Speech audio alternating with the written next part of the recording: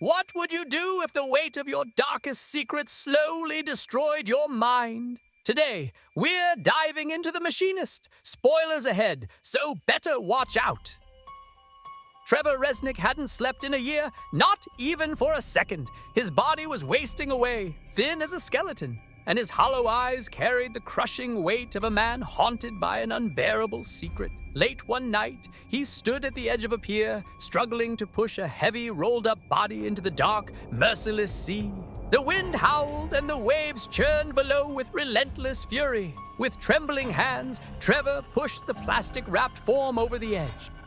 A loud splash echoed through the stillness as the sea swallowed it whole. But the guilt inside him remained, an ever-present, suffocating burden. Afterward, Trevor returned home, exhausted and hollow. His face was pale, his skin clung desperately to his bones, making him look like a ghost. The apartment was as empty as his soul. On the wall, a sticky note screamed, "Who are you?" Yet Trevor ignored it, staring into the mirror at his reflection. A man barely recognizable. Every day, Trevor trudged to work at a noisy factory. He operated heavy machines, barely able to keep himself together. His co-workers whispered behind his back, calling him a ghost, even a skeleton. Trevor moved through life as if he weren't really alive, just surviving one agonizing day after another. Despite his misery, two small lights pierced the darkness of his existence. Stevie and Marie. Marie, a kind, charming waitress at the airport bistro he frequented, always greeted him with a warm smile and a steaming cup of coffee, and they would often chat. As a single mother, she was treated with generous tips and tender kindness. One day, Trevor was summoned to his boss, Mr. Berman's office. Alarmed by Trevor's exhausted and emaciated state, hinted that drugs might be the cause, and handed him a form, demanding a urine test. Trevor brushed it off and stormed out, clearly irritated. Later that day, Trevor encountered Ivan, a bald man with a sly grin and dark glasses, who claimed to be a co-worker. Ivan unsettled Trevor instantly, then vanished before he could learn more, leaving only a lingering sense of dread. That night, Trevor sought solace at Stevie's apartment. Stevie, a kind sex worker who treated him with genuine care and affection, was one of the few beacons in his life. But even in her company, Trevor couldn't quiet the ever-growing paranoia gnawing at his mind. The next day at the factory, distracted by obsessive thoughts of Ivan, Trevor caused a horrific accident. He glanced up, and there was Ivan watching him. In that split second of distraction, a piercing screech. The machine malfunctioned, severing Miller's arm. Chaos erupted. Blood stained the factory floor as people rushed in a frenzy to help. Trevor stood frozen, overwhelmed with guilt, and immediately blamed Ivan for the disaster. But when he tried to explain, no one believed him. No one else had seen Ivan. His co-workers turned on him, labeling him negligent and dangerous.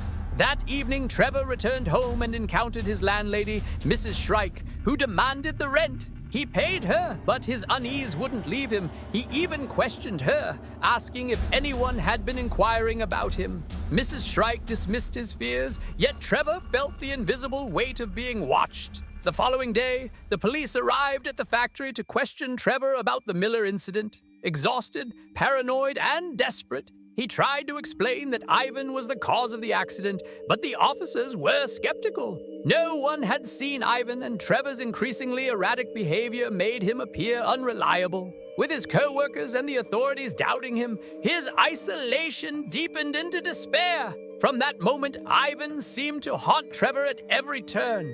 A bald, creepy figure with a sly grin, Ivan appeared when Trevor least expected it. Obsessed, Trevor became determined to discover who Ivan was and why he was tormenting him. Determined to uncover the truth, Trevor followed Ivan one night, and inside he found photos of Ivan with Miller. Was Ivan part of a sinister plan to ruin Trevor's life? Or was Trevor imagining it all? Yet the more he searched for answers, the less sense his crumbling world made. Strange things began to happen. Trevor discovered notes stuck on his fridge, a morbid game of hangman, with each clue hinting at something terrible.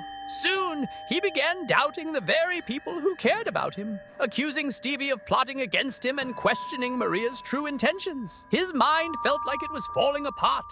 Things took an even darker turn when Maria invited Trevor to an amusement park with her young son, Nicholas. For a fleeting moment, Trevor felt happiness, only to have it shattered inside a haunted ride, where everything went wrong. The flashing lights and eerie figures mirrored the chaos of his troubled mind. Nicholas suffered a seizure, and Trevor was left alone, drowning in guilt and confusion. As Trevor painstakingly pieced things together, the awful truth emerged. The notes on his fridge, Ivan's relentless, creepy presence, and the unbearable guilt were all linked to a memory he had buried deep. A hit-and-run accident. Trevor had been driving when he hit a boy with his car. Panicked, he sped away, leaving the boy to die. The guilt from that fateful act consumed him, haunting his every sleepless night, and causing his mind to conjure Ivan as the living embodiment of his guilt. And Maria, the kind waitress, was not real at all.